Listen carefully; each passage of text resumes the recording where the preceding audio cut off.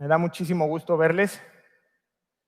Me siento muy afortunado de estar aquí. Es un enorme privilegio, una gran bendición el poder estar con ustedes y compartirles la palabra. Y es también una gran responsabilidad que asumimos. Amén. Para cuando le llegue a usted el turno, no hablo en general, no estaba hablando con él. A todos nos llega un tiempo de preparación. Esos son los tiempos de Dios y en su momento hay que asumir el llamado o dar un paso atrás. Y a cada quien decidimos. ¿Venimos listos entonces? ¿Tiene hambre de escuchar la palabra? Sí, amén. Bueno, vamos entonces a dar continuidad a nuestra enseñanza expositiva, sistemática, que vamos verso a verso. ¿Le gusta? ¿Le gusta verso a verso? Es algo muy sano, ¿no? Muy bueno. Y vamos a dar continuidad hasta a nuestro estudio del libro de los Hechos. Hoy vamos a estudiar del capítulo 8, el verso 1 hasta el verso 8. Le pido que abra su Biblia en esa parte. Si usted toma nota, antes de continuar le enviamos un saludo a todas las personas que nos enlazan vía internet. La verdad es que esperamos verles pronto. Recupérense, que su fe no mengüe. Y bueno, a todos aquellos que nos acompañan desde Colombia, en Argentina, también alguien nos sigue, les bendecimos, les damos la bienvenida. Y antes de iniciar en Hechos 8, ahí mismo en Hechos, pero váyase por favor al capítulo 1.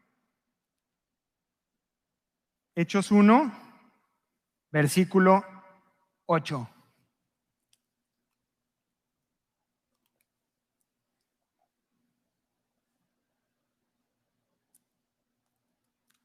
¿Ya está conmigo? ¿No tiene Biblia? ¿No trajo Biblia? ¿Tenemos Biblias que prestemos, por favor? 2, acá por favor.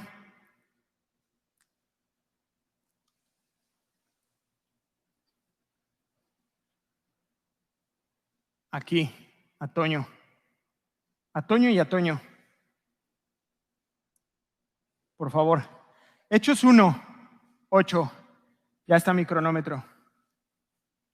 Hechos 1, 8 dice, está todavía el Señor Jesús hablando y les dice, pero recibiréis poder cuando haya venido sobre vosotros el Espíritu Santo y me seréis testigos en Jerusalén, en toda Judea y Samaria y hasta lo último de la tierra. ¿Por qué quise que fuéramos a esta parte? Mire, este versículo, esta cita, es una manera en la que nosotros podemos estudiar el libro de los Hechos, que serían como 3 grandes segmentos. En Jerusalén, luego en Judea y Samaria, y 3 en el resto del mundo, ¿no? Y hasta la semana pasada estábamos todavía estudiando la primera parte, que era todo lo que ocurrió en Jerusalén. Supimos cómo nació la iglesia, que se cumplió la promesa, llegó el Espíritu Santo y que testificaron por toda Jerusalén. Ya estudiamos todo eso, vimos todo lo que ocurrió.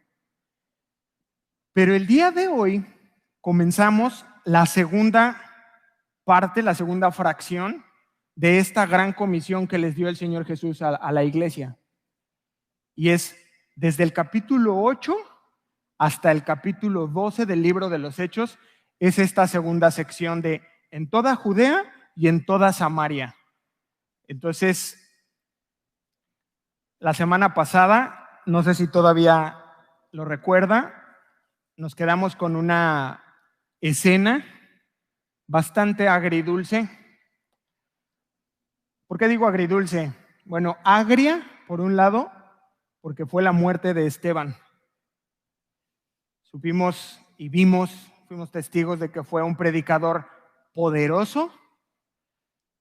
Vimos también que fue un hombre lleno del Espíritu Santo que tenía un gran conocimiento del Antiguo Testamento. La forma en que expuso fue increíble, o sea, fue desde Abraham hasta los profetas, o sea, hasta Cristo llegó, o sea, fue completo, fue un gran conocimiento que nos compartió. Y fue dulce también porque vimos que terminó su carrera. Eso lo hace agridulce. Lo perdimos, pero vimos cómo llegó al fin de su carrera y cómo el Señor le recibe en su gloria. Eso es especial. ¿Cuántos de ustedes anhelan poder terminar su carrera? Amén. En cuanto a la fe, que podamos llegar hasta el final como le ocurrió a este hombre. Pero ¿sabe? La Biblia nos advierte con mucha seriedad que no todos llegan. Y eso lo convierte en algo importante. Muchos, dice, son descalificados. Y entonces eso nos tiene que estar alertas, ¿no? Poner en un signo de alerta para conducirnos correctamente y conforme a la Escritura. Y hasta ese momento la oposición se había presentado primero contra Pedro y contra Juan. ¿Sí recordamos? Después, contra los 12. Ya no solo fue una llamada de atención, sino que les dieron un riqui-riqui. Les dieron unos buenos golpes, unos latigazos, los flagelaron y finalmente vimos cómo termina Esteban. Entonces fue en crecimiento, fueron aumentando de una llamada de atención verbal hacia violencia física y finalmente ya le quitan la vida a una persona. Pero con la muerte de Esteban se desata la primera persecución en contra de la iglesia. Y con este contexto vamos a iniciar ahora sí. Vamos a Hechos 8, por favor. El libro de los Hechos en el Nuevo Testamento, capítulo 8, versículo 1.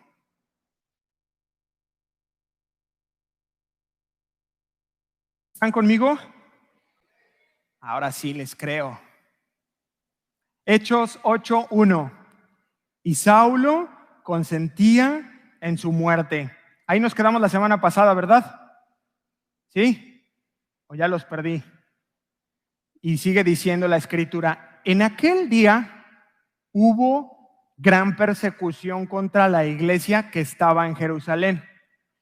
Y todos fueron esparcidos por las tierras de Judea y de Samaria, salvo los apóstoles. Hasta ahí vamos a detenernos ahorita. Entonces iniciamos hoy con en aquel día hubo gran persecución. Esto lo que nos dice, para ponernos en contexto, es que el mismo día que asesinan, apedrean a Esteban, ese mismo día se desata esta persecución. En un mismo día les cambia la vida. O sea, a Esteban lo matan, pero a la iglesia le cambia la vida. Y esta palabra persecución solamente la vamos a encontrar 2 veces en la Escritura. Aquí y en el libro de los Hechos, en el capítulo 13, verso 50, son las únicas 2 veces que en la Biblia encontramos esta palabra persecución. Pero Lucas agrega otra palabra que es gran persecución, lo cual nos permite ver la magnitud con la que se inicia esta persecución. O sea, le agrega esto porque no era algo normal, no era una persecución típica, sino que es una gran persecución. Y pues con esto sabemos que la tranquilidad de la iglesia se había terminado. ¿Cómo ve? La tranquilidad de la iglesia se había terminado. Porque ¿sabe qué pasa? Muchas de las veces llegamos a una zona de confort. Yo no sé si esta iglesia esté ahí o no, ustedes sabrán. Y nos acomodamos. Y a veces tienen que suceder cosas que nos sacuden, que nos mueven, que nos sacan de esa zona de confort para entrar a momentos, a circunstancias difíciles que nos hagan depender mucho más de Dios. Y en este punto la ira, ¿sí se acuerda que crujían los dientes? La ira del concilio se había ya desbordado y habían matado a Esteban, pero van más allá, toman una decisión de ir a por la iglesia y entonces empiezan a perseguir a los creyentes. Esta muerte de Esteban había sido como el catalizador para que se desatara la ira. Y entonces es Saulo de Tarso quien lidera esta persecución y entonces las palabras de Cristo comienzan a hacerse realidad. Cuando les dice en Juan 15:20, les dice, si a mí me han perseguido, dice el Señor Jesús, también a vosotros os perseguirán. Y esto comienza a hacerse real, comienza a hacerse verdad. Y entonces yo quiero hacerles una pregunta hoy. ¿Qué opinan? ¿Fue algo positivo el inicio de esta persecución o fue algo negativo? Positivo. ¿Quién dice positivo? Positivo. Bien, hay algunos que no levantaron la mano, eso me gusta. ¿Quién dice que no? ¿Quién dice que fue algo negativo? Ya no levantaron la mano porque ya iban a voltear a verlos, pero bueno, yo sí los vi. Miren, vamos a ser honestos. La verdad es que a primera vista es algo, se ve como algo negativo, porque vamos a leer más adelante que muchos fueron arrastrados de sus casas, del cabello, hombres y mujeres, niños, o sea, fue algo bastante complicado en donde ya no había mucha opción. Yo ya pues estaba viendo lo que estaba sucediendo al vecino y entonces a mí me tocaba pues salvar a mi familia y entonces yo tendría que haber agarrado a mis hijos, a mi mujer y vámonos, ¿no? Fuga. Pero si lo vemos a través de los ojos de Dios y creemos que bajo su providencia Él tiene el control y que tiene un propósito detrás de todas las situaciones que suceden en nuestras vidas, pues entonces es algo positivo. ¿Ok? Para los que levantaron la mano. Y viene nuestra primera aplicación. ¿Les gustan las aplicaciones? ¿Sí? Una persona la semana antepasada me dijo, yo creo que más aplicaciones, hermano, me dice. Es que son muy buenas y mientras más aplicaciones nos da, dice, yo toda la semana le estoy dando vuelta a todas las aplicaciones. Yo le pregunto, ¿qué efecto tienen sobre tu vida las pruebas? ¿Qué efecto tienen? Hablando de persecución, y ya sé que podría usted decirme, ay, Sergio, o sea, no exageres, digo, nunca me han perseguido de esa manera. Ok, hasta ahora. Pero quienes conocen la Escritura saben que vendrá un tiempo en el que será así. Pero lo quiero dejar en la tónica de una injusticia, que te suceden cosas donde pues, tú no hiciste nada. Y entonces, ¿cómo sirven esas pruebas en tu vida? ¿Qué manifiesta tu corazón en medio de esa presión, de esa prueba? Porque lo más fácil y lo que casi siempre nos ocurre, sígame con cuidado, es que nos amargamos. O sea, si yo no hice nada, ¿por qué me está pasando esto? Y te amargas. Y entonces, la aplicación de hoy es que a partir de ahora tú y yo tratemos de darle un sentido, una óptica, una visión teocéntrica, o sea, donde metes a Dios. Donde metes a Dios en la ecuación, en la operación, en la circunstancia que estás atravesando de injusticia, tú metes a Dios y entonces cobra sentido. Es lo que estamos estudiando ahora. Dices, no lo entiendo, es injusto, pero Dios va a hacer algo. Ahorita no lo entiendo, ahorita no veo claro. Es una pasada, dirían. Pero yo sé que algo bueno va a salir. Tal vez es una enseñanza a mi corazón, tal vez Dios está tratando mi vida paciencia, tal vez el Señor quiere desarrollar mi fe, que ha estado muy inmadura, y ahora en medio de esta situación yo debo desarrollar esa fe y voy a esperar en Él. Y entonces tú metes a Dios en la ecuación y comienza a cobrar sentido, comienza a cobrar color, vida, y empieza uno a decir, ok, no lo había visto así, pero entonces voy a permanecer, para ver qué es lo que Dios quiere hacer. En su providencia divina, Él va a hacer algo y esto va a cobrar un sentido. Porque ¿sabe qué? ¿Dónde han sido sus mejores momentos con Dios? En medio de esas circunstancias difíciles. No, yo no he escuchado a alguien que diga, no, hombre, hermano, estaba en mi hamaca, así con mi ventilador, y vino el Señor y me dijo. Nunca he escuchado algo así. Nunca. Y en mi vida, los momentos de mayor intimidad, de mayor revelación, de mayor conocimiento del Dios de la Biblia, ha sido en momentos de dificultad. Nunca en un momento de confort. Y eso es lo que está sucediendo ahora. Lo que está haciendo el Señor es algo muy especial. ¿Cómo siembran en el campo? ¿Qué hacen con las semillas? ¿Las guardan? ¿No? ¿Qué hacen? ¿No? Y es lo que está haciendo Dios a través de esta prueba complicada de entender y de ver y de vivir. Está regando las semillas fuera de Jerusalén.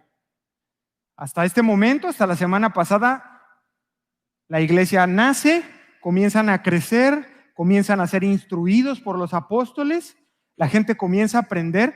Ahí entre paréntesis, vaya usted viendo en qué estatus se encuentra. La gente comienza a ser enseñada por los apóstoles, pero hay un punto en donde ahora las semillas tienen que salir. Ya no están en Jerusalén, sí o sí son obligados a salir de ahí. Y entonces dice el libro de los Hechos, y todos fueron esparcidos por la tierra de Judea y por la tierra de Samaria.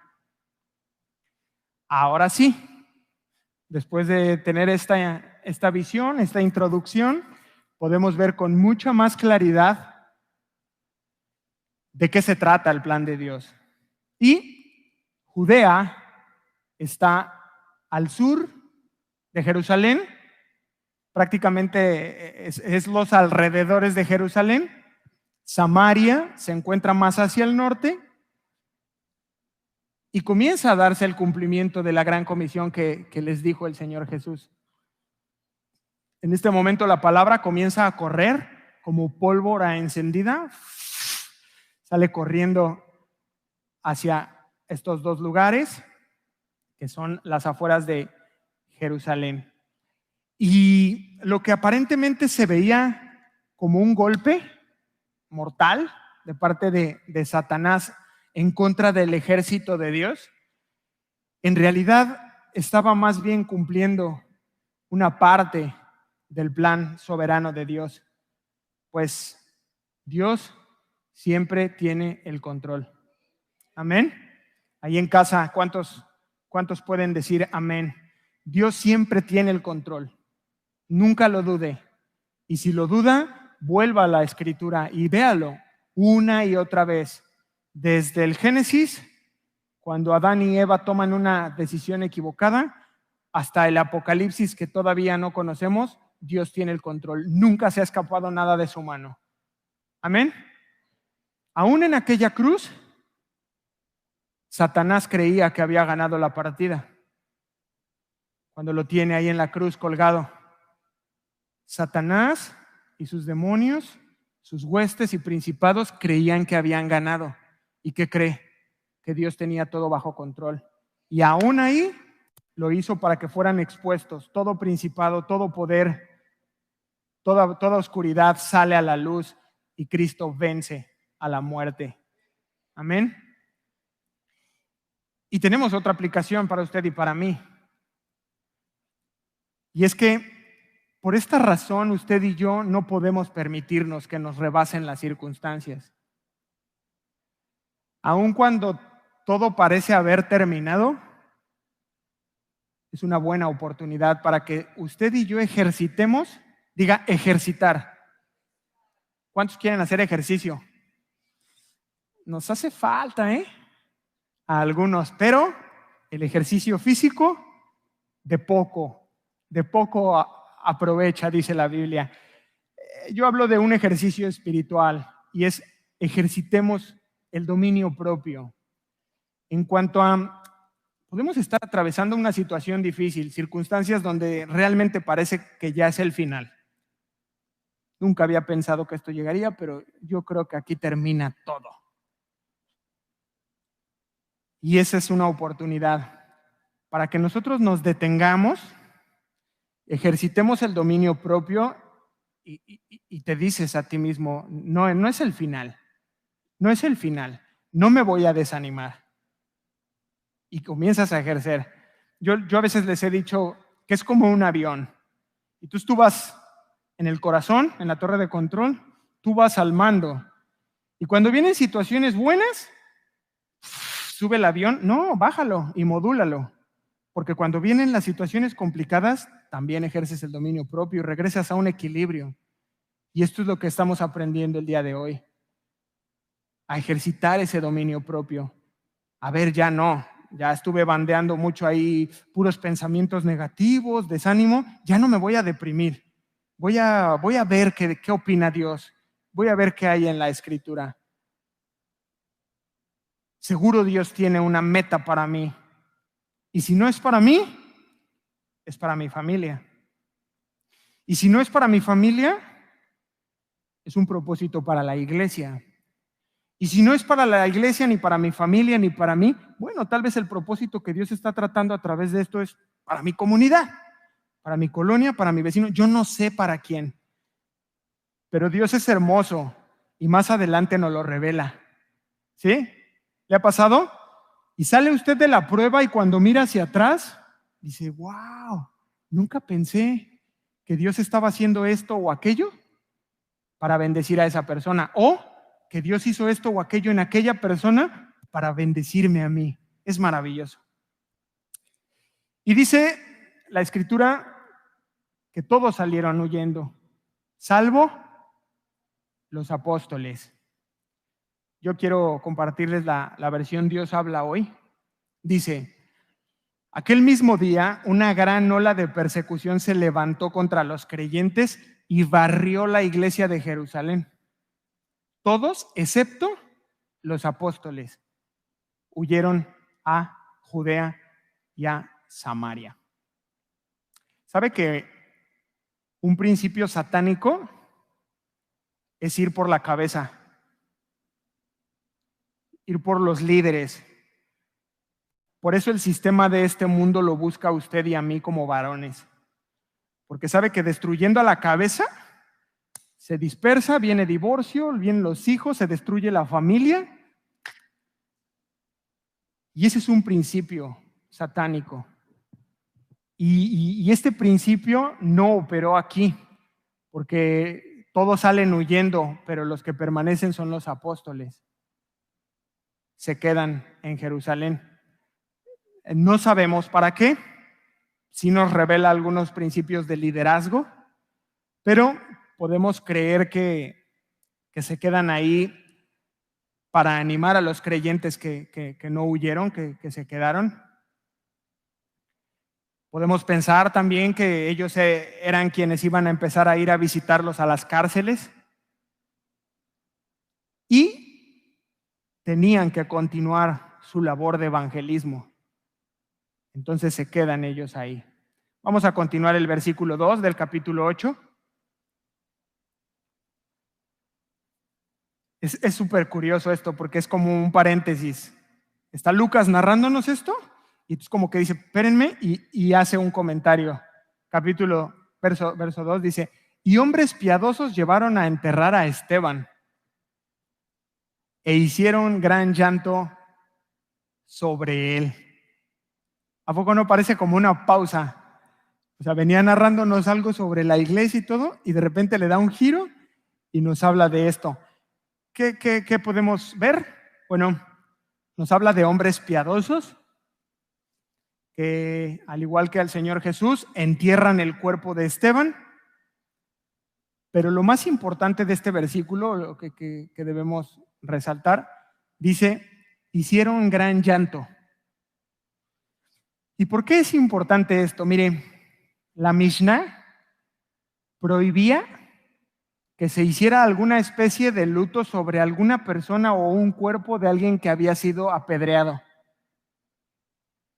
Entonces, lo que vemos aquí es que algunos simpatizantes, ojo, no eran creyentes, porque si fueran creyentes, Lucas nos habría podido poner, y algunos hermanos, algunos creyentes recogieron el cuerpo. No, eran algunos simpatizantes, gente que conocía a Esteban, pero que a manera de protesta hacen gran llanto, hacen un luto.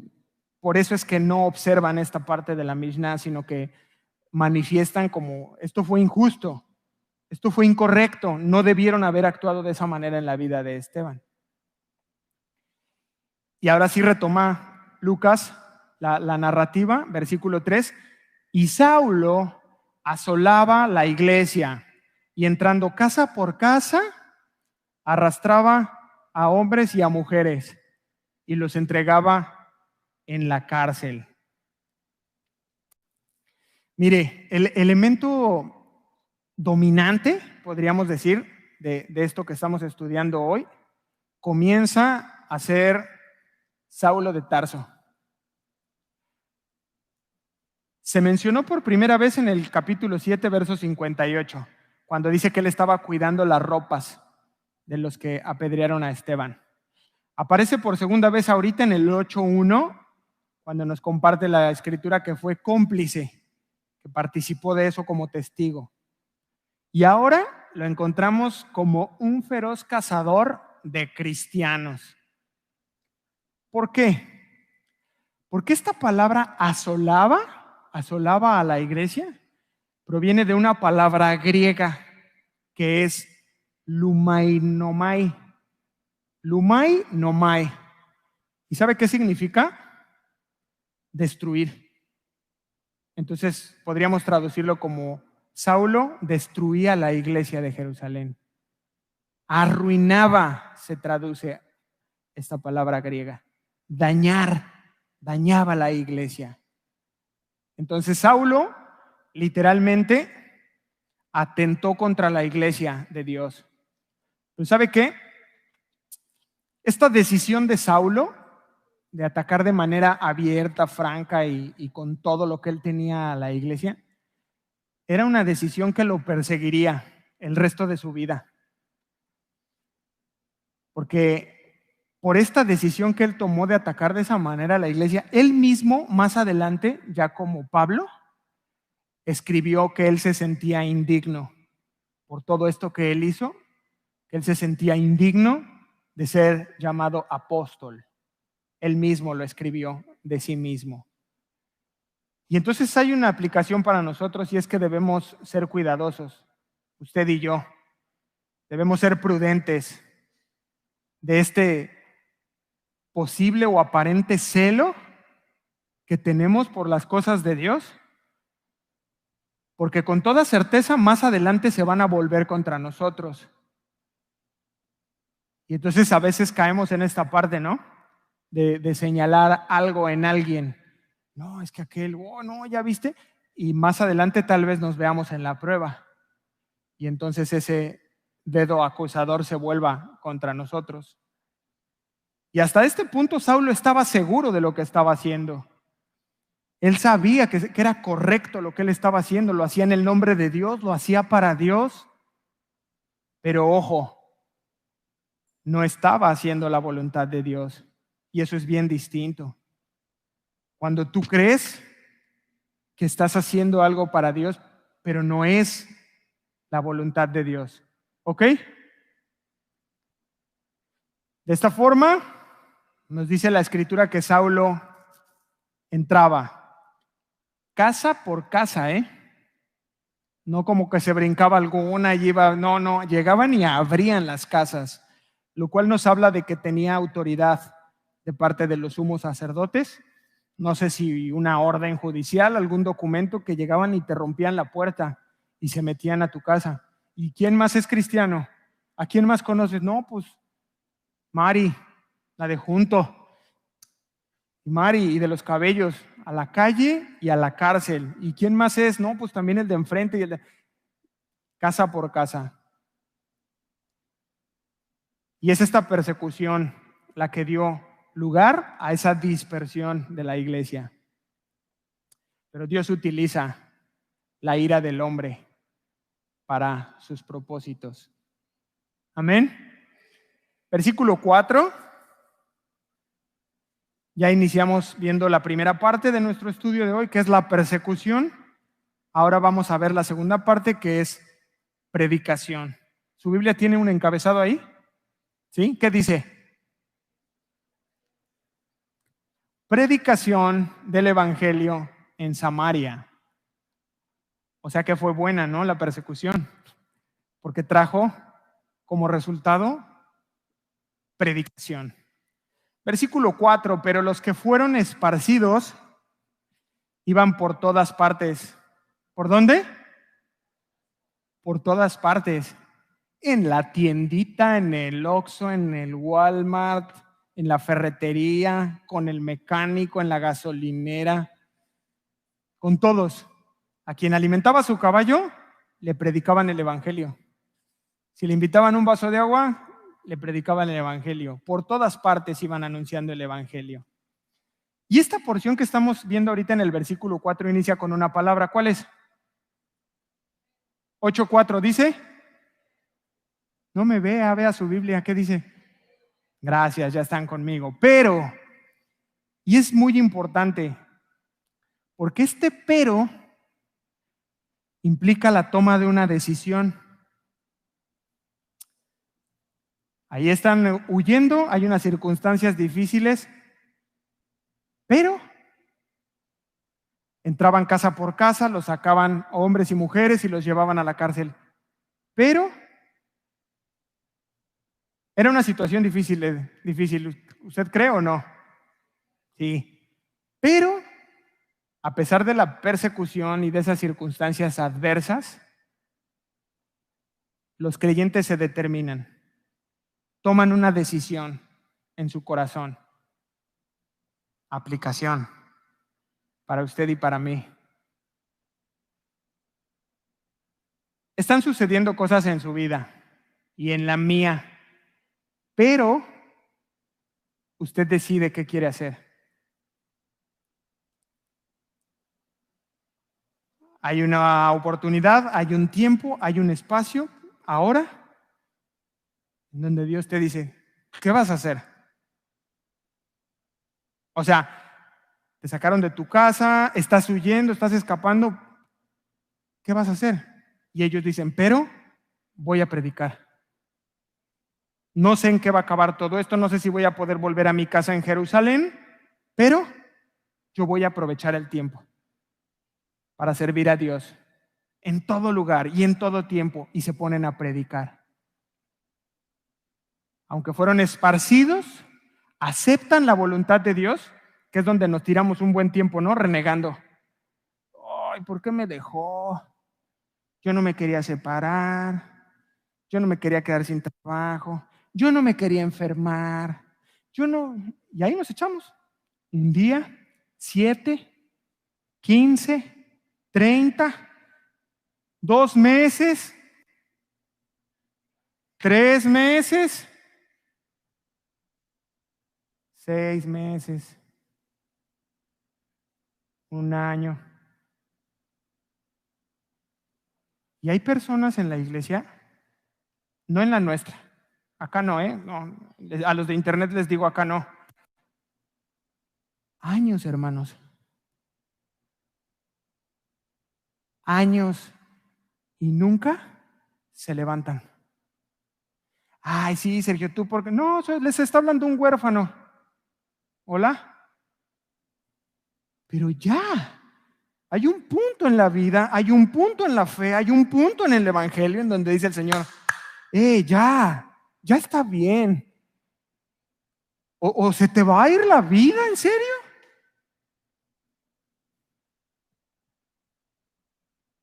Pero, y estos hombres toman una decisión, aceptan la voluntad de Dios en ese momento de su vida, sea cual sea, que no era agradable y dicen, listo, vamos a seguir adelante.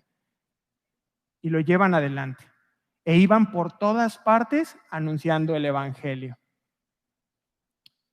Conclusión, tenemos que encontrar un propósito. En medio de la prueba, las pruebas, de cada una de las pruebas que tenemos. Porque esta es la voluntad de Dios. Oye, Sergio, ¿entonces es malo Dios? No.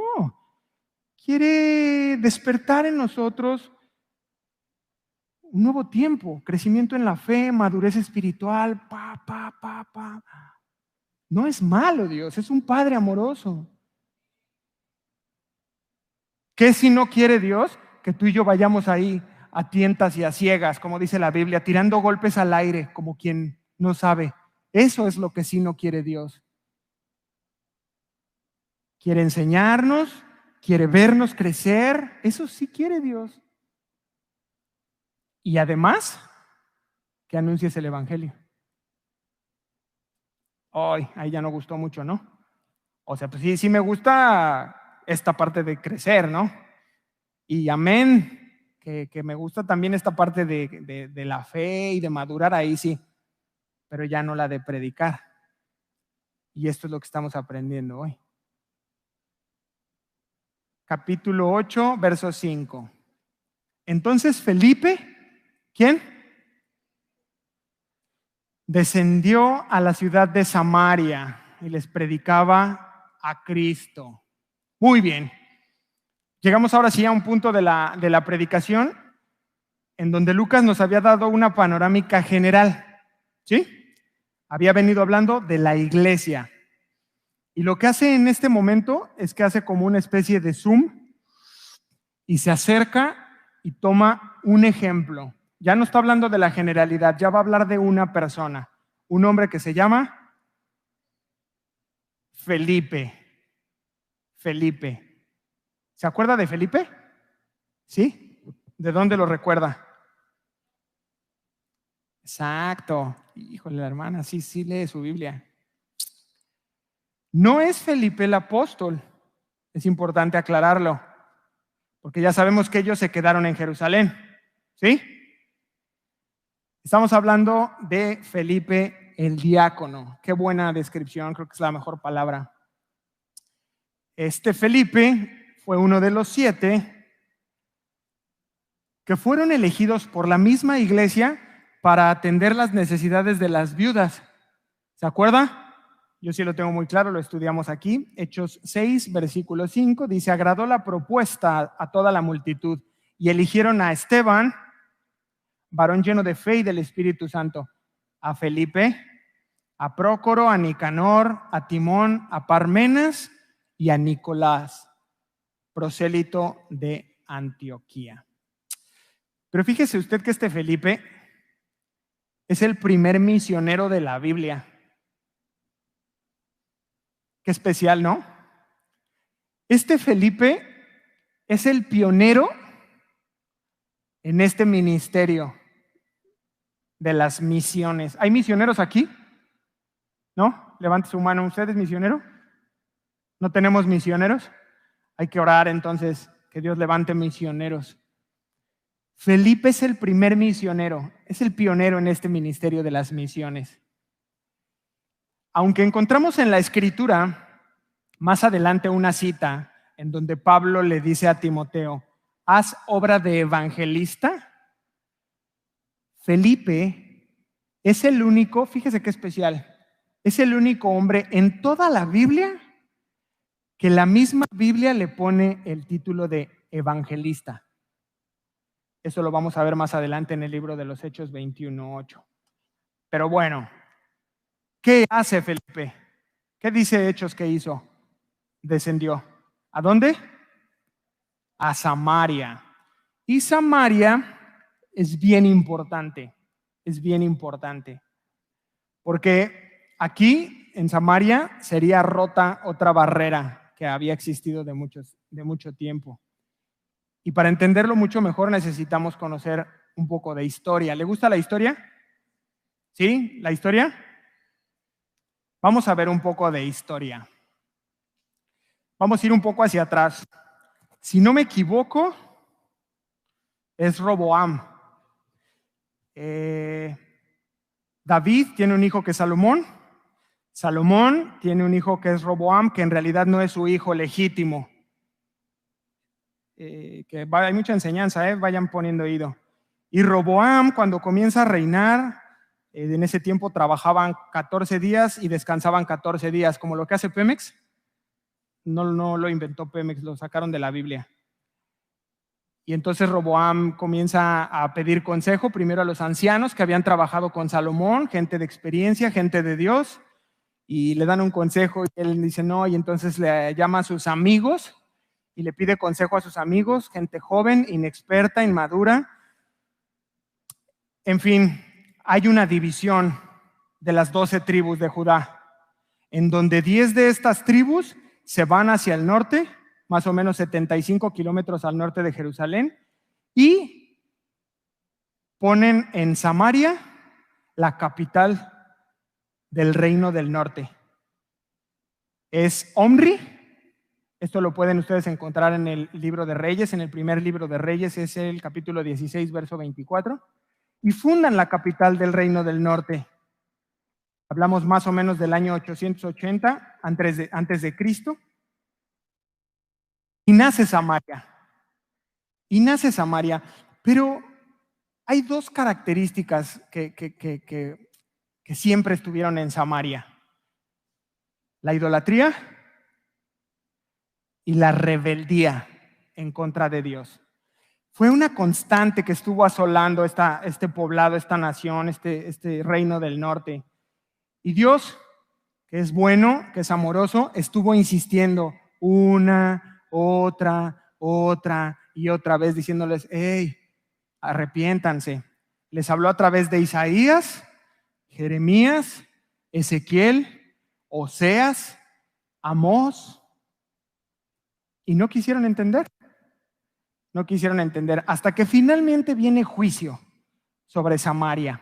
Y este juicio es a través de una conquista. Llegan y los invaden los asirios. Esto es en el año 722, más o menos 58 años después de lo que venimos viendo. Y se termina el reino del norte. Los asirios toman cautivos la mejor parte del reino, los intelectuales, los científicos, la gente adinerada, las riquezas, lo toman y se lo llevan. Y a cambio traen gente de otros lados que fueron conquistando y los lanzan ahí en Samaria.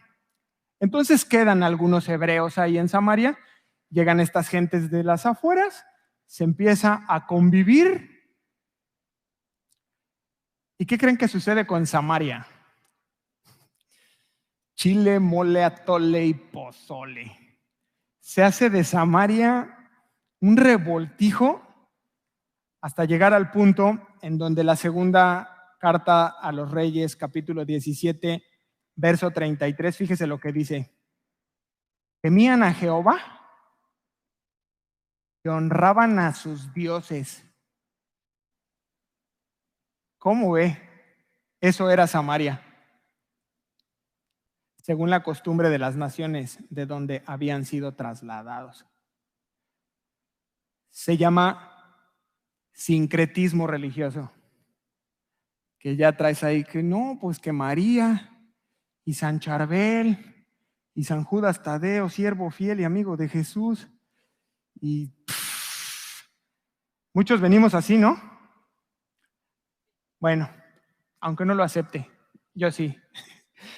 Y eso se llama sincretismo, una mezcla de ideas, de religiones, de pensamientos y de fe y de cosas extrañas, y esa era Samaria. Hasta llegar al tiempo de Esdras, en donde algunos samaritanos se ofrecen como voluntarios para ir a restaurar el templo de Jerusalén. Pero los israelitas nativos de Israel, del centro, del reino del sur, de las dos tribus, aquellas que no se fueron, dicen, no, gracias, no. Muy padre tu intención, pero no nos interesa que nos ayudes, y los desprecian, los rechazan, aun que los samaritanos decían adorar al Dios verdadero. Pero los israelitas le dicen, mira, no, muchas gracias. Los rechazan, los desprecian. Y entonces se hace más clara la fractura que había entre ellos. Hasta el punto en donde en los tiempos de Jesús, los israelitas no pasaban por Samaria. Cuando tenían que viajar hacia allá y lo rodeaban. Y ahora sí, entendiendo esto, pues le podemos encontrar mucho más sentido a la parábola del buen samaritano. Y esta era un poco la historia que existía con Samaria. ¿Les gustó? ¿Es importante la historia? Mucho, ¿no? Así como las aplicaciones, también tenemos que conocer esta parte. Hasta llegar al tiempo del Señor Jesús, en donde el Señor Jesús lo que va a hacer es también romper esos paradigmas, esas cosas que dividen, que separan, cuando es la misma nación, es el pueblo de Dios. Era la misma nación y entonces hay un encuentro en Juan 4:4, ¿no vaya? En donde Jesús se encuentra en un pozo a una mujer. ¿Se acuerda? ¿De dónde era esa mujer? Samaritana. Entonces imagínense los apóstoles, ¿no? Ahora sí que ya entendemos todo el contexto. ¿Qué está haciendo? Este no sabe que... ¡Ay! ¿No? Pero en realidad el Señor lo que trae hasta el día de hoy es un mensaje de reconciliación, un mensaje de perdón. Y deja muy clara la instrucción en Hechos 1:8, que ya lo leímos. Pero recibiréis poder cuando haya venido sobre vosotros el Espíritu Santo y me seréis testigos en Jerusalén, en toda Judea y en Samaria. ¿En Samaria? Y en todo el mundo, para que no haya duda. Y entonces, Felipe, ya regresamos ahora sí al libro de los Hechos, sabía lo que tenía que hacer. Es bien especial, ¿eh? No lo pierda de vista. Felipe conocía la palabra, conocía lo que estaba sucediendo y dice, es la voluntad de Dios que yo vaya hacia allá. Lo que le toca hacer a Felipe es hacer a un lado ese contexto del pasado y se determina a obedecer. Esa obediencia no siempre es fácil, pero si es Dios hablando, es lo mejor que nos puede pasar. ¿Quieren una aplicación? Siempre que usted y yo decidamos obedecer a Dios, Él va a ser quien te cuide. Dios va a ser quien te respalde. Él va a ser el que te dé esa autoridad que necesitas para hacer aquello que te está llamando a hacer. No nos corresponde ni a ti ni a mí el hacer las cosas en nuestras fuerzas, sino nos toca, al igual que Felipe, hacer a un lado ese contexto pasado. No, es que yo no sé hablar. No, es que yo no, o sea, sí me gusta recibir la palabra, pero ya compartirla no soy muy bueno. No, si Dios te está llamando, Él te capacita. Él pone los dones. Nosotros solo tenemos que responder, heme aquí, envíame a mí. Amén. Versículo 6. Y la gente unánime escuchaba atentamente las cosas que decía Felipe. Y oyendo y viendo las señales que hacía. Y la gente unánime.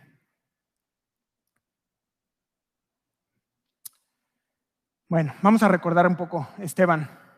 Esteban fue un hombre que ejercitó los dones que le había dado Dios, más las señales. Y Felipe es el segundo en hacerlo. También ejercita los dones y comienza a hacer señales. Ahora, no todos tenían todos los dones, eso lo sabemos bien, sino que Dios da a cada uno los dones necesarios para poder ejercer, para poder llevar adelante ese llamado que ha puesto en nosotros. Entonces, no quiera usted tener todos los dones. Lo que sí es cierto es que por lo menos tenemos uno. Si Dios le salvó, si usted ha nacido de nuevo, con toda certeza, por lo menos tiene uno. Y si es el don de profecía, úsese conforme a la medida de la fe. Si es el de servir, en servir. Romanos 12, del 6 al 8, dice. El que enseña, en la enseñanza. El que exhorta. ¿Hay aquí alguien con don de exhortación? Yo sé que sí, nada más quiero que levante su mano. ¿No? Bueno, sí lo hay. Solo no se atrevió a levantar la mano. El que exhorta, en la exhortación. El que reparte. ¿Hay alguien con don de repartir? Yo. Reparta, dice, con liberalidad. Con liberalidad. El que preside. Alguien levante la mano, por favor, o voy a tirarme a la depresión. Bueno, no, voy a ejercitar el. O, por último, dice Romanos 12, 6, 8, el que hace misericordia con alegría. Porque hoy voy a hacer misericordia, pero no quiero. Es que no se lo merece el hermano. Con alegría, dice la Biblia, ¿no? ¿Cuál es el punto, hermanos? No tenemos todos los dones. Qué mejor sería. Pero no es así. Entonces, si usted tiene uno o dos, aunque no haya levantado la mano, o tres o cuatro, así como Felipe, en respuesta a la voluntad de Dios, hay que ponerlos en ejercicio al servicio de la iglesia. Amén. Versículo 7 dice, porque muchos tenían espíritus inmundos, salían estos dando grandes voces, y muchos paralíticos y cojos eran sanados. Mire qué especial. Los mismos samaritanos eran testigos y escuchaban a la gente gritar. ¿Ha estado usted en alguna liberación? ¿No? Sí. Bueno, algunos venimos de unas iglesias un poco extrañas. Pero ellos mismos fueron testigos. Los samaritanos, llega Felipe y dice que les escuchaban con atención. No se rían, ya algunos ya se están acordando.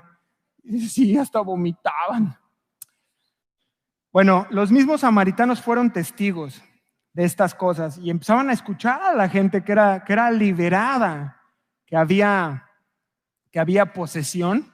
Eso es algo que ha existido y sigue existiendo. Aún C.S. Lewis, en su libro, ya he comentado sobre él, en Cartas del Diablo a su sobrino, hace un comentario al respecto en donde dice que aún en nuestros tiempos los demonios se adaptan al lugar, al entorno socioeconómico, y los hay en todos lados. Entonces, los samaritanos son testigos de cómo la gente comienza a recibir esa liberación, y dice que muchos tenían espíritus inmundos, como el gadareno, y salían, dice, estos dando grandes voces. Entonces ellos escuchaban, estaban siendo testigos de aquello que estaba ocurriendo en Samaria. Seguro que estarían agradecidos con Dios por haberles mandado a Felipe. Y dice, y muchos paralíticos y cojos eran sanados.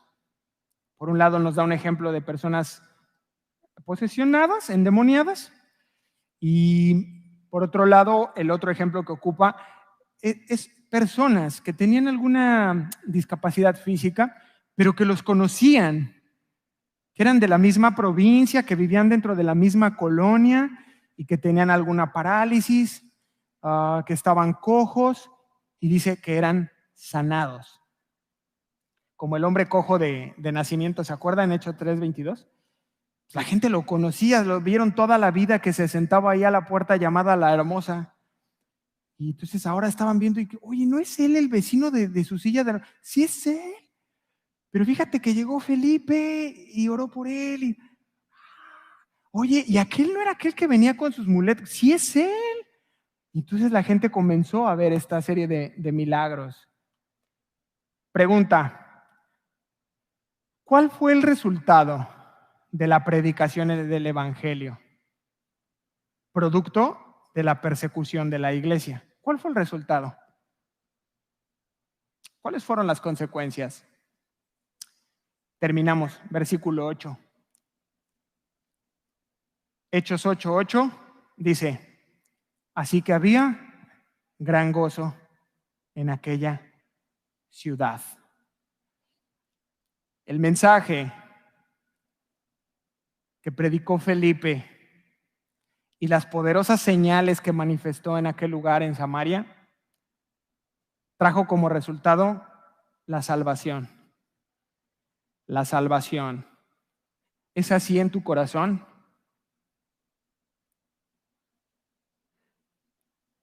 Cuando llegó el Evangelio, ¿vino libertad? ¿Hay una evidencia en tu vida de haber sido transformado? ¿Hay una mente renovada? ¿Producto de la palabra, de estar siendo expuestos a la Biblia? ¿Hay en ti o en mí un corazón regenerado por la sangre de Cristo? Porque aquí dice que en aquella ciudad eso sucedió. Samaria tenía ahora verdaderos creyentes. Aquellos que el Señor Jesús llamó trigo. ¿Si se acuerda de esa parábola? Del trigo y había ahora en Samaria gozo de personas que habían sido liberadas de espíritus demoníacos, pero también de una forma de vida pecaminosa, como la mía, como la suya, en donde no encontrábamos salida, donde decías, quiero cambiar, sé que debo cambiar, pero no puedo. Una y otra vez regreso a hacer esto que no quiero. Maldito de mí, como decía Pablo, ¿no? Que sé lo que debo hacer, anhelo, pero no puedo, soy arrastrado. Y estas personas en Samaria, tan necesitadas como tú y como yo, llega Felipe, les entrega el mensaje, comienza a hacer señales y llega en aquella ciudad gran gozo. Gente sanada de su cuerpo, lo mismo que había hecho el Señor Jesús en su tiempo. Sin embargo, surgen también falsos creyentes. ¿Cuántos dicen amén? No nos gusta, pero esa es la verdad. Surgen falsos creyentes, que es lo que el Señor Jesús llamó cizaña, el trigo y la cizaña. Pero de esto vamos a hablar la siguiente semana, de Simón. Creyentes dentro de la iglesia, espero que se queden con gusto para la segunda temporada. Vamos a ponernos de pie para terminar. Le damos muchas gracias a Dios por este lugar, por su palabra, por la vida de cada uno de ustedes. Sigan esforzándose. Para nadie está sencillo, pero si Dios nos permite, nos vemos el próximo domingo. Están despedidos.